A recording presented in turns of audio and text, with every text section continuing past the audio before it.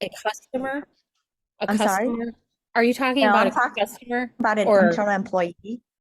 an internal Oh, employee that wants to go in and, people think that they can help you, but it's actually probably more work than them just giving you the 5 pieces of information and you just going in and do it because I create templates and challenges like all the time. So it's second nature to me. I can do it really quickly, right? I don't stop and think about every little thing. Like you need a subject line, name it however you want to name it, but we kind of have this naming convention, maybe keep to the theme, keep it easier for reporting purposes.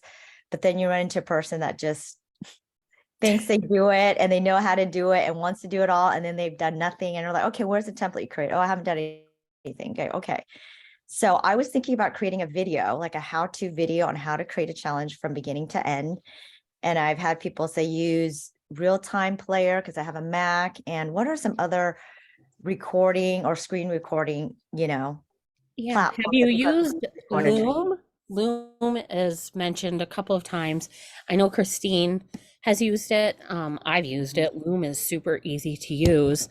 It just records your screen and gives you a link to send to share with someone. And it allows you to do Lume. voiceover too, Tiffany, so you can do the explanation as you're doing it. Nice. L L O O M. Loom. L O M. And the other thing is with Influitive, they have pretty good, like a pretty good knowledge base, but Exactly. But no, they want it to come from me. So it's oh, almost there like it is. I think, I don't know, they think I don't know what I'm doing. And I'm like, okay, I've been doing this for like 8 years. I got this. But I'm trying to do a demo. Let me do the demo. Let me talk through a few things before I get 80 questions all I fired like at me. And they're sending me content. I'm like, I'm watching you do your thing on the screen. I can't look at the content you just decided to share with me. You know what I mean? So it's crazy. So okay, Loom, I'm gonna try that, but let you do voiceover. And can you pause it and go Mhm. back and edit things and stuff? Okay. it's not really good on the editing of once you've finished the stuff, but it will let you export the video so you could use something like Canva to edit it. Okay. I'd But it's highly yeah, it doesn't have recommend, it's not it doesn't have a complex set of editing tools. and I don't to need kind anything of get ahead fancy. Hmm. of the issue, Tiffany, you're having with with your trainee interrupting all the time with more questions, I'd say record it. Basically, talk through your mental process as you're going through it, as you're talking out loud with the Loom recording, and have that be a pre-read for your training. So that way they've already looked at it. They're coming with informed questions that they might be getting answers to themselves as they watch the rest of your Loom. So by the time you're spending your time training them, it's only what they couldn't get from the rest of your video. Okay. Who's That talking right is now? really smart. Sorry. Oh, hi, I'm It's Brittany. Brittany. Oh, hi, And Brittany. I've Thanks. got two of my team members on the call here, so if they think that I do a bad job of my Loom trainings, they can chime in and say otherwise. You Thanks, also Brittany, so said much. you can cut out little clips if you need to on Loom. I didn't know that. That's smart. I always start my recording and I end up doing it 3 different times because I'm like, I don't like the way I sound there, or I need to rethink this through some. But Looms are really easy to use and redo.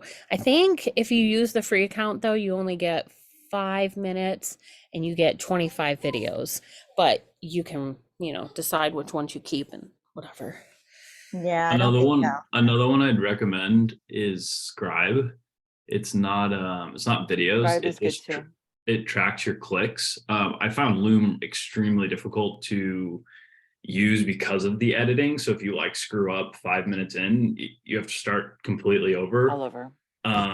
Where Scribe, it's recording your screen, but it's still images. So it'll show your click, and then you can add whatever text you want to it. And we actually found that people engaged with those way more than they did with Looms, because Looms require sound, and you kind of have to watch from start to finish, whereas Scribe you can scroll and kind of pick up and leave off wherever you need to.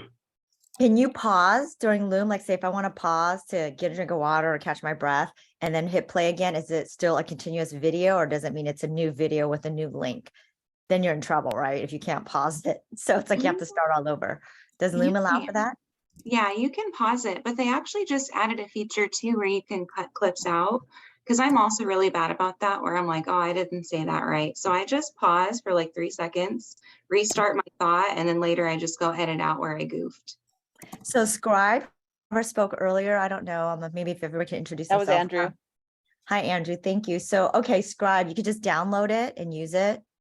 Chrome extension. Yeah, it's an Okay. extension, and the free version works great if you want to try it out for a while. But Yep. the premium one's not. It's not expensive at all, and it just allows you to edit a little bit more customization in the editing. But Right. yeah, I'd highly recommend it, especially for technical stuff. It's really easy to create guides. Great. Yeah, I Help don't need me anything out here. fancy. I just need something that's straight to the point just to do this. And hopefully I won't be creating more training videos, but it's just the constant 80 questions. So I'm hoping that this will actually help me. When you give access and you get 10 people with 10 questions, now you got 100 questions on top of all the work you have to do, and it's just not helpful. I'm sure some of you can empathize with that. We always talk about customer marketing being the scale engine for success. Because we can take on so many things that are repetitive in nature. This is exactly the same concept. I love that you just said that, because I've been working on a mindset thing this week, and it's like, what value do you bring to your customers and things like that. And I was like, I really feel like a lot of what customer marketing can do and community is help customer success scale. So thank you for saying that. Also, Andrew, help me out here just a little bit. With Scribe, I have tried it twice, and I felt like it was too much work to get started. Did it take a minute to kind of figure it out, or is it just me not wanting to invest 5 seconds to read? Well, Okay, okay.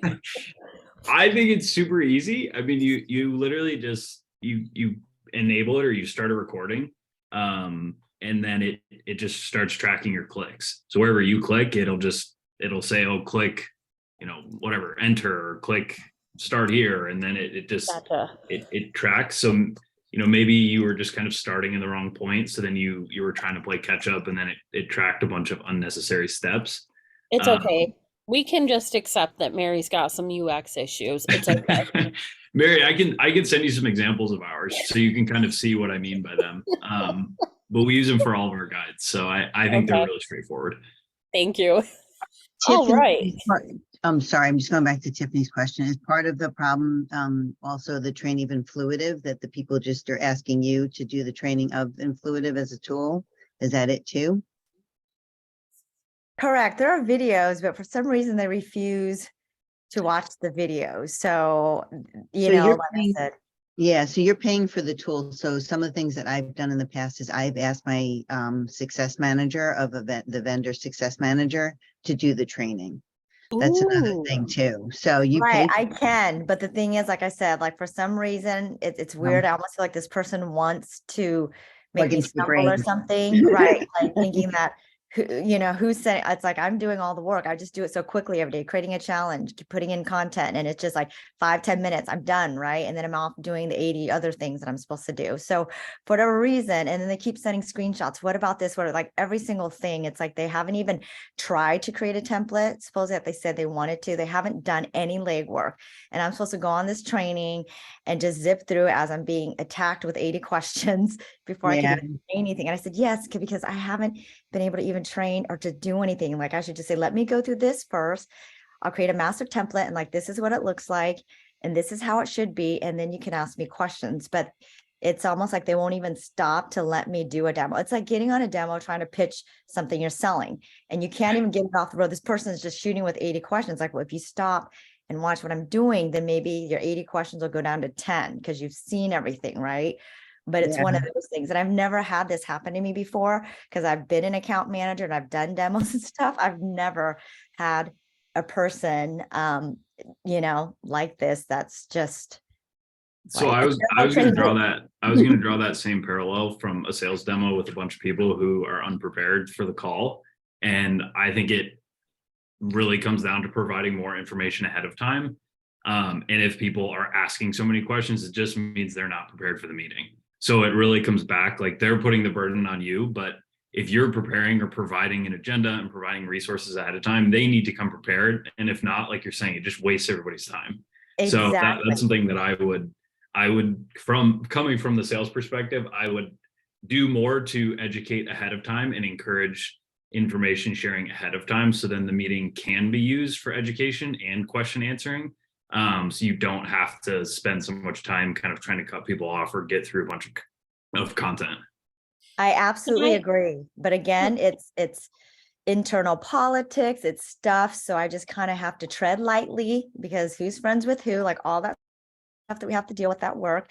So it's tread lightly, right? Don't want to say anything wrong, don't want to whatever, but it's almost like I wanted to say, like I had suggested 3 weeks ago when she was so anxious to get access and I gave her access, didn't go in and do a thing, didn't start a template, nothing. And then now I'm on the meeting, doesn't know anything, hasn't done anything, wants to share documents and stuff. And I'm thinking, I'm trying to look at your screen because you're like, no, look at my screen. I want you to see what I'm doing. And it's like, well, you're sending me this doc. I can't look at that and look at your screen and train and do this all live and be effective. So I was trying to tell my boss, like, I can't because she just cut me off before I could even say anything. And she wanted access. I told her I would give her access, do all this stuff. And she hasn't done any legwork. And like you said, very unprepared. So it's a waste of everybody's time. And I'm like, I have a hard stop because I have another meeting I have to attend.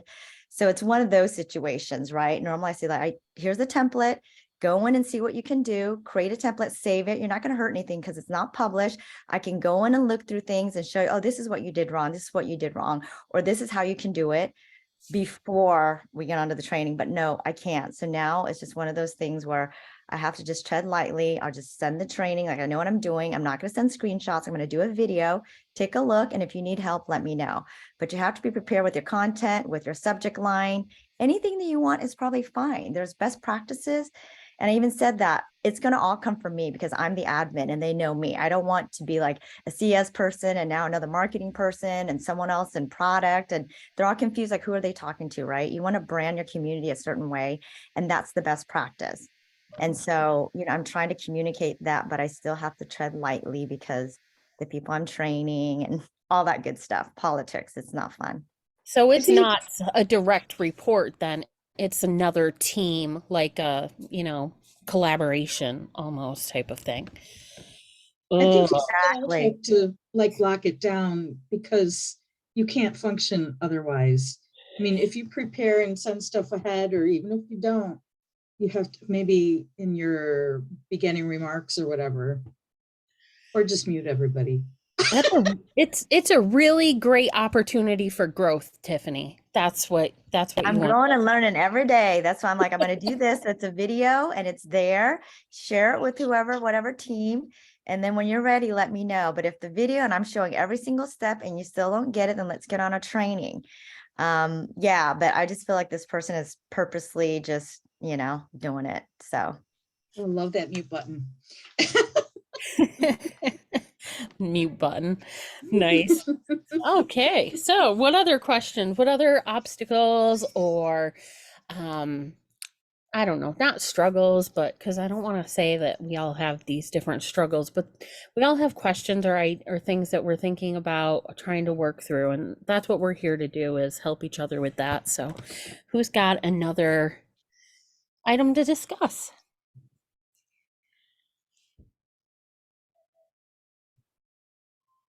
I'm going to start hitting a noise thing like crickets. If you're going to do this, come on, you got to share. Alexi, how's your week? What have you learned that you could share with us this week? This week has been crazy. I'm visiting my sister and her puppy just got spayed. So what I have learned this week is that keeping a very active puppy quiet is very, very, very difficult and a full-time job for 2 people. But I've been busy working on some stuff sort of behind the scenes. I am launching my own consulting brand. So that's something that's happening. I thought you had Hey. your own consulting brand.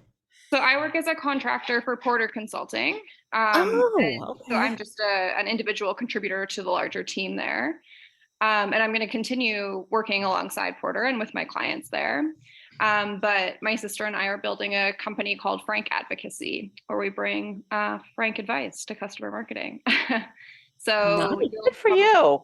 some stuff happening there as well. And it's I'm based in Canada, and so there is a bit of a focus on Canadian brands as well, because I think there's a lot of focus on American brands right now, but not so much happening sort of elsewhere. So yeah, that's sort of what's happening for me this week.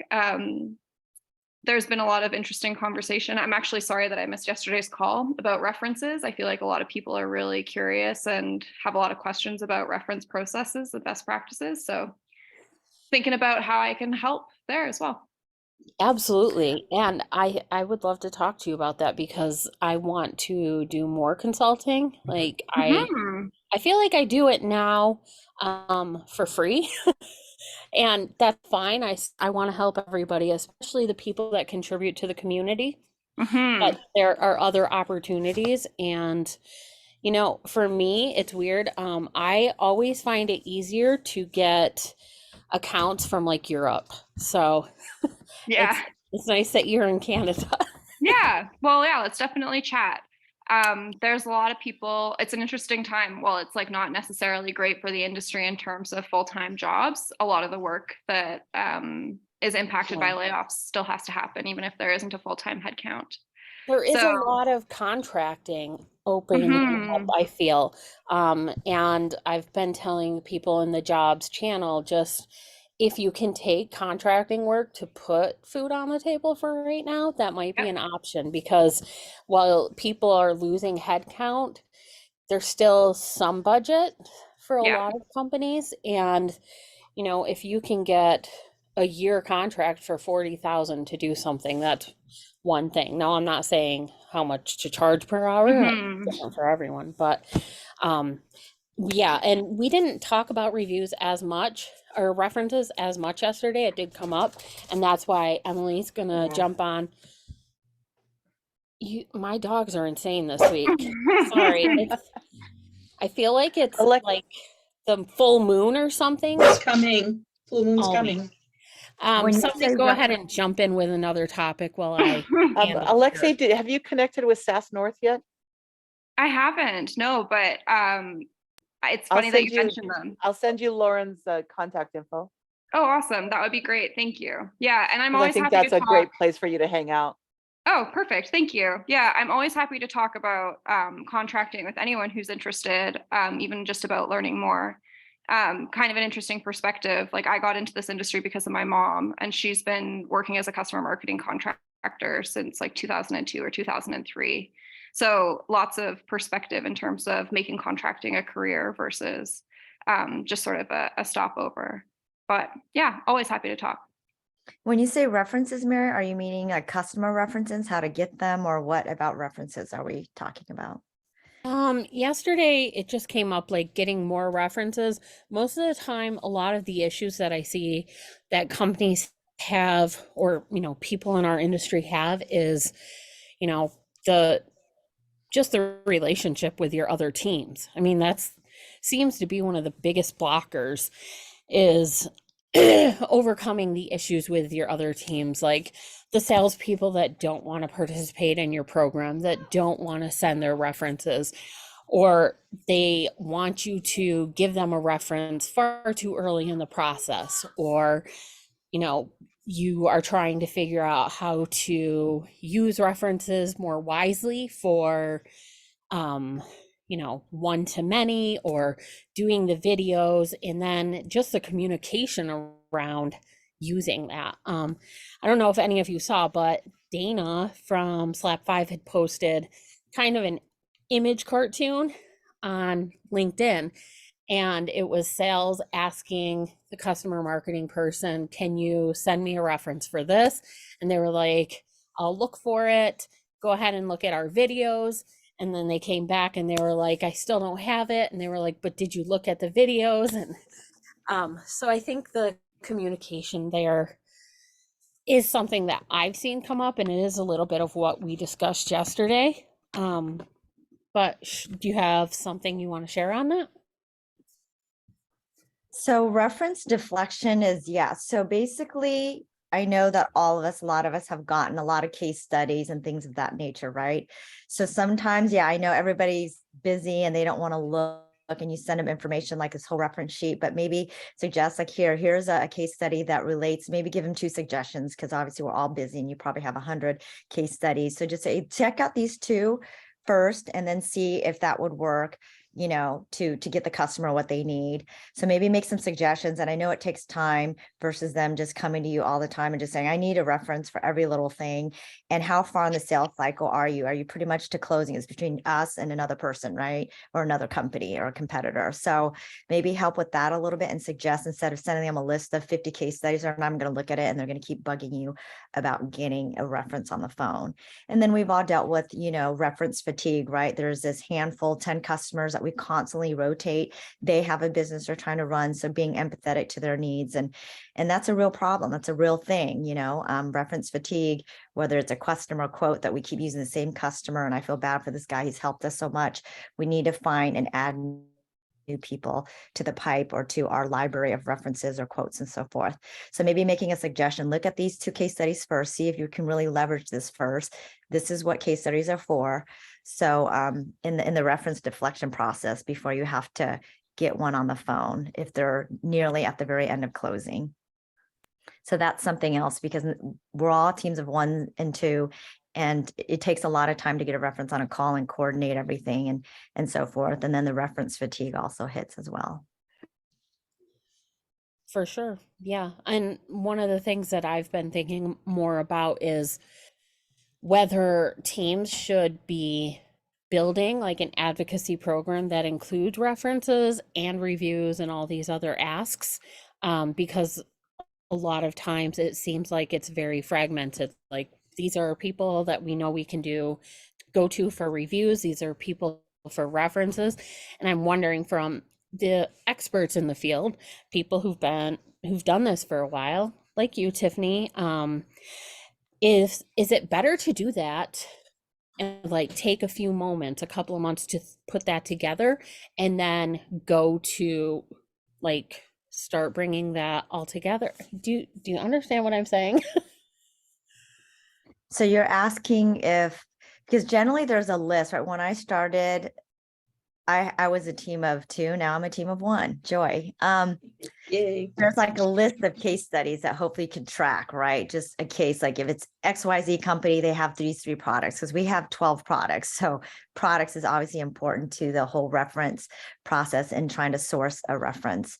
So just have like a list, even if it takes time, maybe add a couple every night until you get this list. That's easy. You can just pick like reference, customer name, the contact, ABC company, Jenny, and then what products they have. So then that way, and then maybe the case study, you know, it talks about, so you can use that or share it with them. It's like, oh, these 2 case studies I think would be best for your scenario, but here's a list of them. So kind of share and train them and show them how to fish as well, because if not, you're just going to drown in work. And yeah, it takes time at the beginning, but once you get some of these processes put together, it'll help you out. And I know it takes time, and hopefully you can get someone on the team to help, like an admin assistant, if they have a few minutes, like, can you just put a list of these case studies together for me? Just go to the website and do X, Y, and Z and put 1 each day or 5. And eventually you're going to build this list. But yeah, I think that's the best way, and show people how to fish instead of doing all the work for them, just because we're all small teams that kind of have to do it on our own.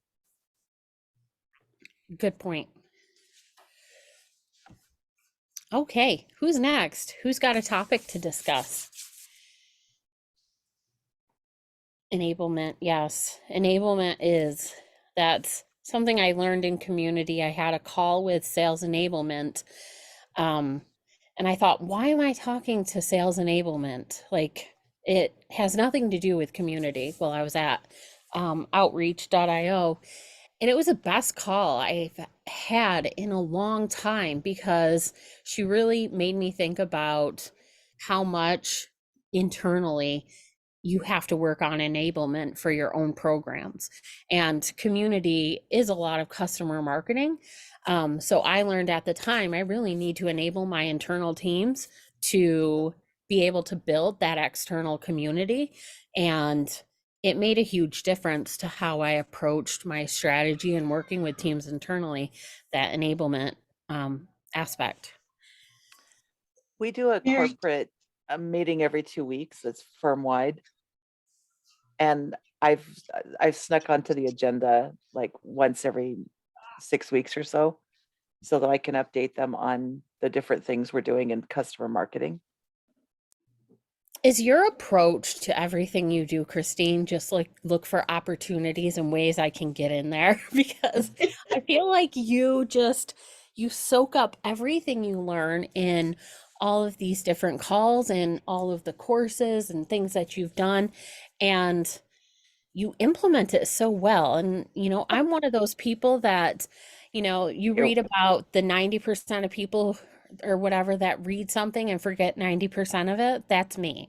So I try to take notes and stuff, but a little too much ADHD going on here. So I love hearing what you're doing, sneaking onto calls, making sure you're seen and you're part of it. It's awesome. Kathy, were you going to say something? I can't remember. Okay. Speaking of forgetting 90%. Nope, got nothing now. So that's okay. Okay, and you all can pop just whatever topics into, have a good week, and Christine, into the chat so that we can talk about them. It can be obstacles, it can be wins, something that was really great this week. We all have a lot to learn from each other, so please share.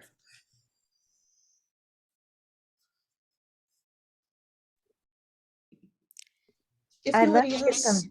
Go ahead, Kathy. oh, thanks. Can you say anybody more about enablement? Because that's not something I'm that familiar with. I Like, can.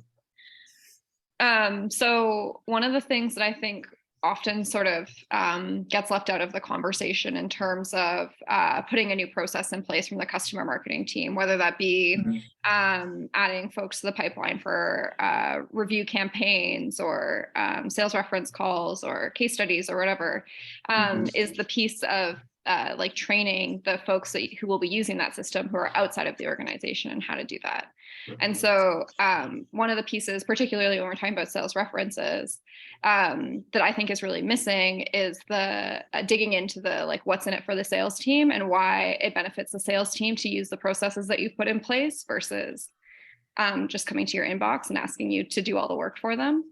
And so a lot of the clients that I help support put all of this hard work into these databases and these advocacy tools or these forms, custom built out forms to help automate some of the processes, but then they're shocked when people aren't using them. And so the piece that's missing is like making sure that you're actually addressing the problem and that the teams who are supposed to be using it are feeling really confident there. So I think it's been a conversation that we've talked through quite a few times in this call about different systems in which you need help getting people to actually use them. But yeah, that's sort of what I was talking about when I was mentioning enablement.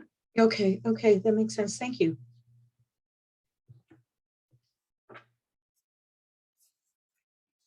Okay. I have a question about videos. How is everybody leveraging videos? And do you find that videos are a great way to share content versus other types of content that's out there? Because videos generally take, a lot of effort, right? And money and getting a client's availability and so forth. So have people found that videos have been effective in getting your brand out there or your product? And so I'd love to hear more on your feedback for those that use a lot of videos for your company or products.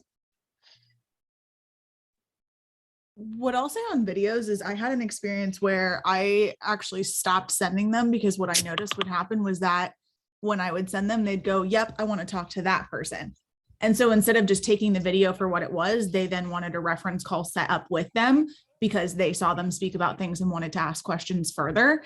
And so exactly like you're talking about with reference fatigue, it puts you in a tough spot where you can maybe set up one call with that person, but then if you get 10, 12, 13 people that are asking to speak to the same person, it makes it really tough. And so I think being really particular about how many you have in your repertoire and that you're sharing, but that's kind of where I've had to make the decision to pull back on some of them before. Thank you. Yes, super helpful. And just Do you spend a lot of your budget on creating videos? Because there's so many, everybody thinks they're going to go on a video conferencing platform, whether it's Zoom or GoTo or whatever, and create this video and make, and it turns out a lot of times the footage isn't as usable as we think it would be and so forth. So if people ran into that where videos are just way too expensive, takes too much time, and you're not getting as much value out of it, whether it be sharing content, doing social around it versus, you know, sharing content in regular ways. Like I don't enjoy consuming videos, generally speaking. So, I mean, it bothers me even that my friend sends me videos of just whatever. I don't even have time to look at it. I'd rather read a case study than consume videos. So kind of want everybody's opinion on that and what your thoughts are. I think TikTok doesn't help. Like people just want to see things on TikTok. And I've noticed over the years that readable content is getting less views, unless it's like very specific and very targeted. LinkedIn topic or content is doing well, but I've even seen more people using videos there. And yeah, so not so much about the reference side, but what Emily says makes sense that you would be like, oh, I want to talk to that person. I know that there's several video companies in the space. I wonder what they would have to say. I don't think any of them are on the call today though. So I'll have to reach out and ask. But it probably goes by what who your audience is too. And Web 2, right? Is that who you are? Is that your company, Tiffany? No, GoTo. GoTo, Web 2, GoTo. GoTo. Okay. GoTo. All right. Yeah. I was thinking that'd be more video. I don't know. So Talk to your counterparts in other marketing teams, like in core demand gen, and see what's working and performing the best there before you start spending your budget on more customer story videos versus one pagers. So look internally, see what's working for your audience, and then use that as a proof point to test and see and experiment.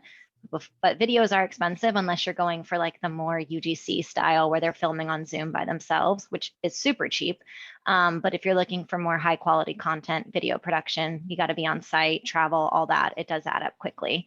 So I'd see how it's being used by other teams and if it's working or not.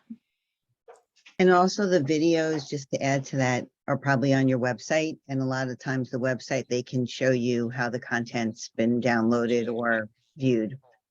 So that can just give you some numbers on what's resonating and what's not. super helpful. Thank you all for jumping in on that. If you've noticed that on these calls, if no one jumps in, I try to share my own opinion. So if you're thinking that you can add to a conversation, please do. Save my breath and help others, because you're not all here to just listen to me ramble all the time. So thank you, Brittany, for sharing that. I have actually gotten some stats from the last place I was at, and that videos don't perform that well like they thought it would. So they create little short snippets, 30 seconds, 45 seconds, whatever. It just didn't perform that well. So a lot of effort for very little return as far as stats go. The new place, I'll double check on that, but I don't think they were using a lot of videos. So hopefully I'll be able to get some metrics to better, channel, obviously budget, but I don't have a budget. So one team needs, their target is to create more videos. And then my team, we don't have a budget to create videos. So there's kind of that disconnect. So we're trying to look into other avenues of like short videos, where someone talks like us and then using that to create videos that people can share. So.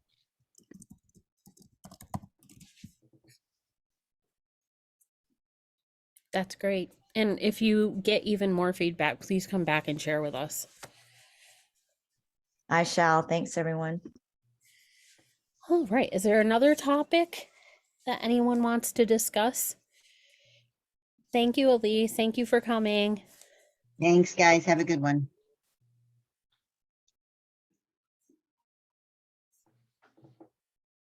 I told you all I'm processing a little slow this week because I have a cold. So if you have a topic, please just jump in. I actually have a random question.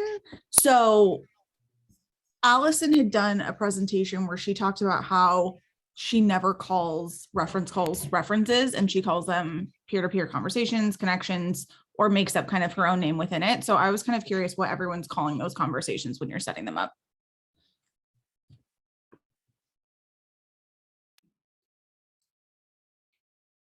I have called them references. That's a really good point.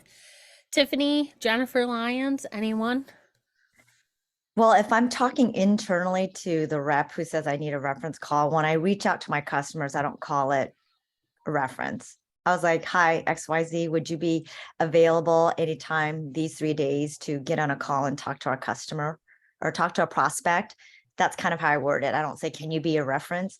I just kind of word it that way. And if they're available, then, then I try to connect them. Says, okay, he's available. Good luck, close the deal. That's kind of how it's done. And I try to keep it short, and I tell the person that is going to be the reference, like, yeah, you're only going to need, you'd only have to be on the call for 15 minutes. So make it short, sweet, simple, and to the point, so it doesn't take too much of the customer's time, and get as much information for them as possible. Like, you're going to talk to a CFO or a CEO, this type of vertical, finance company, and we're at the very last stage between us and a competitor. So please share your experience, but don't talk about pricing, because obviously generally everybody's pricing is custom and different. And that's pretty much it. And then I just let them get on the call. And I'm generally not on the call with during the reference call, just so it's organic and they don't feel like they're coached or that they have like a gatekeeper, so to speak. So that builds trust for the prospect as well. Out of curiosity, why is reference a bad word? I mean, not bad, but undesirable. I don't Because think I know what the thinking is, and sometimes you want to avoid certain words because but this doesn't sound like one of them quite. So Yeah. I'm a little. I mean, So I the don't only thing, I don't think Go it ahead, Alexis. is. Oh, you Yeah, go I ahead, don't- Drew. I don't think it is either. The only thing I've run across is people just have different, like, they don't really know what it means. They don't really know what it is.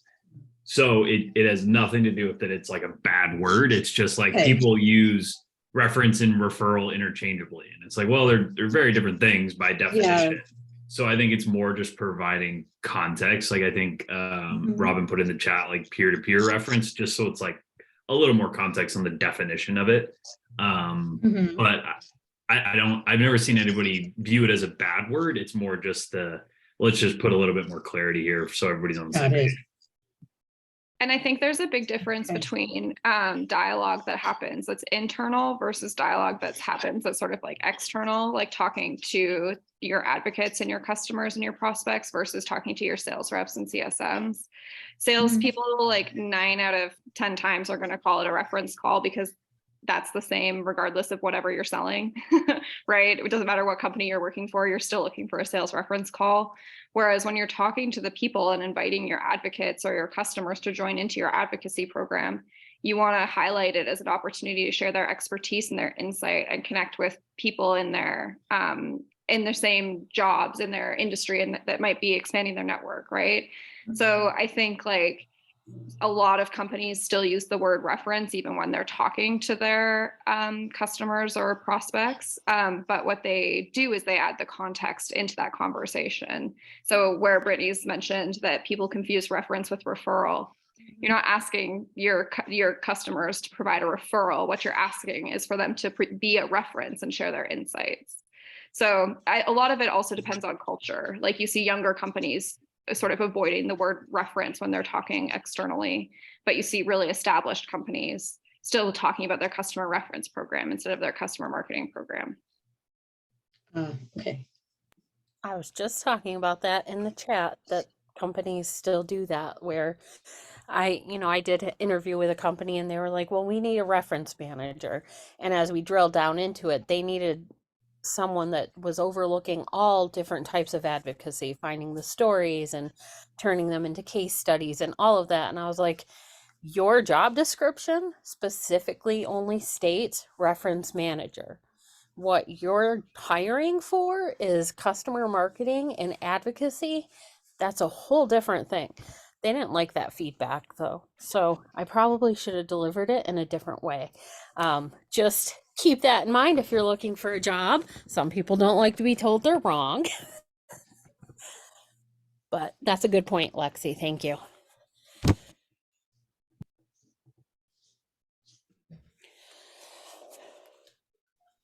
How is everyone? Is everyone feeling good? Like after this week, because there were a lot of layoffs, I felt like in our B2B kind of space, has that impacted everyone to feel a little uncomfortable? I know I was pretty like, what the heck? There were like 4 orange brands that did layoffs, and I was a huge fan of HubSpot. So that one, and I think I saw just like a few weeks ago somebody talking about how HubSpot hasn't done layoffs because they care so much about their people. And then they had layoffs this week. And I feel like there's a lot of aspects of working in our space that we've kind of just accepted over the years of, oh, well, I love working in the space. It's a startup-y space. I learned so much in a couple of years, all of that. And now the loyalty that we did or could have had more of towards these brands is losing that luster. It's like, well, Yeah. most of these these jobs last on average 2 years. That's how long somebody supposedly stays in a tech job. And I just see that these layoffs are going to impact that to be even lower. I don't know. What's everyone else think? I think what's reported on the news and what's really happening is not accurate. They downplay. I mean, I have a friend that works for Rivian, and they laid off a lot more people than kind of how MSNBC has announced or what HR has said, unfortunately.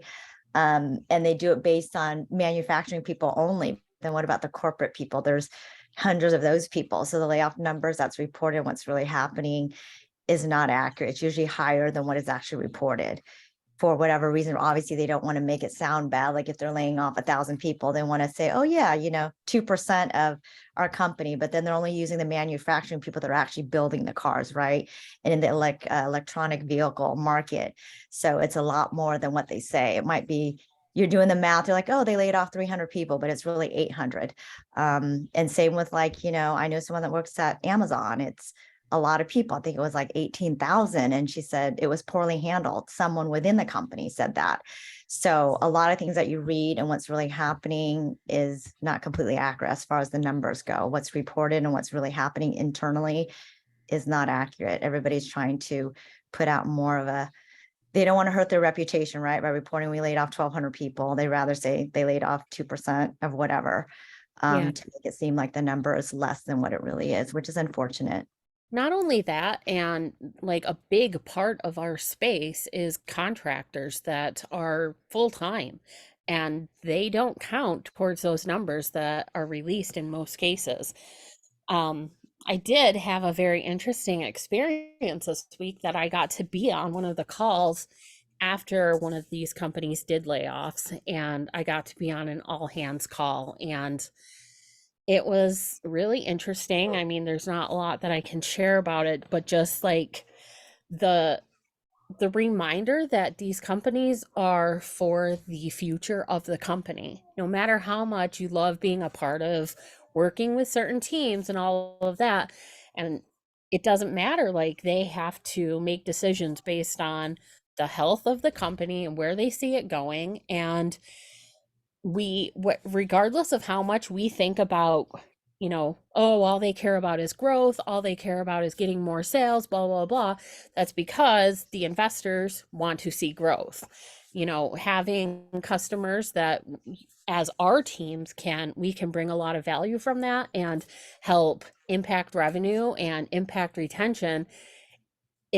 There's either got to be a shift or we just accept that growth is the most important thing. I don't know. I feel like at a certain point, there's just not going to be so much more growth. What do you do then?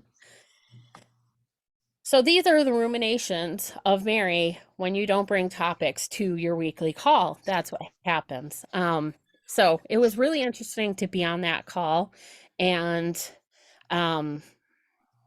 yeah, just weird to see so many people impacted. Like there have been thousands of people at PayPal impacted this week, but that doesn't come up in my feed. What comes up are people from HubSpot, people from Splunk and Elation, and there was another one, Sendoso. Like Mhm. that keeps coming up, and I feel so bad for everyone, one, that isn't impacted, because that survivor's guilt sucks.